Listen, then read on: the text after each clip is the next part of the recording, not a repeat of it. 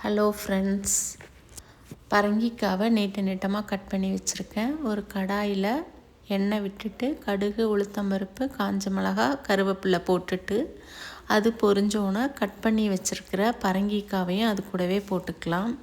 அதுக்கு தேவையான அளவு தண்ணி விட்டு மஞ்சத்தூள், உப்பு, பெருங்காயம் போட்டுக்கலாம். இது நல்ல ஸ்வீட்டாக இருந்தது. கொஞ்சம் வாயில் போட்டு பார்த்தப்பவே நல்ல ஸ்வீட் இருந்தது. அதனால் இன்றைக்கி நான் வெல்லம் போடலை. அதுக்கு பதில் நிறைய தேங்காய் போட்டு அதை மிக்ஸ் பண்ணியிருந்தேன். இடையில மிக்ஸ் பண்ணி விட்டுக்கலாம். வெந்து வந்துருச்சு. தேங்காவை போட்டுட்டு நல்லா மிக்ஸ் பண்ணி விட்டுட்டு ஃப்ளேமை ஆஃப் பண்ணிடலாம்.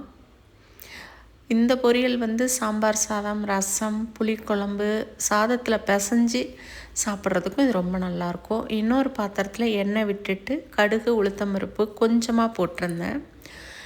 கட்டங்கட்டமாக கட் பண்ணி வச்சுருக்கிற வாழைக்காவையும் அது கூடவே போட்டுட்டு தேவையான அளவு தண்ணி விட்டு மிளகாத்தூள், தனியாத்தூள், உப்பு, மஞ்சத்தூள், கொஞ்சமாக பெருங்காயம் போட்டு அதையும் வேக வச்சு எடுத்துக்கிட்டேன்.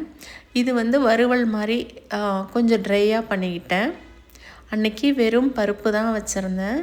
வெறும் பருப்பில் நெய்யும் உப்பும் போட்டு மிக்ஸ் பண்ணி வச்சுட்டு சாதத்துக்கு அது போட்டு சாப்பிட்டுக்கலாம்.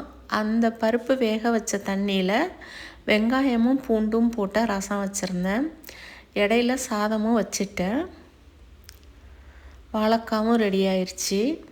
வெறும் அந்த பருப்பு தண்ணியில் காஞ்ச மிளகாய், மிளகு, ஜீரகம், சின்ன வெங்காயம், பூண்டு எல்லாத்தையும் கோர்ஸாக இடித்து மிக்சியில் ஒரு ஓட்டு ஓட்டிட்டு அந்த பருப்பு தண்ணியிலே மிக்ஸ் பண்ணிக்கிட்டேன். அது கூடவே சின்ன வெங்காயம் போட்டு பண்ணுறப்பையும் ரொம்ப டேஸ்ட்டாக இருக்கும் இந்த ரசமும். இது கூட தக்காளி, கொஞ்சமாக மஞ்சத்தூள், பெருங்காயம், உப்பு, புளி, கருவேப்பிலை, கொத்தமல்லி எல்லாத்தையும் போட்டு நல்லா மிக்ஸ் பண்ணி விட்டுட்டேன்.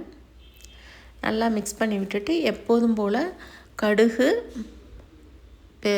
உளுத்தம்பருப்பு, வெந்தயம் போட்டு தாளிச்சிட்டு ஒரு கொதி வந்தோன்னே ஆஃப் பண்ணிட்டேன்.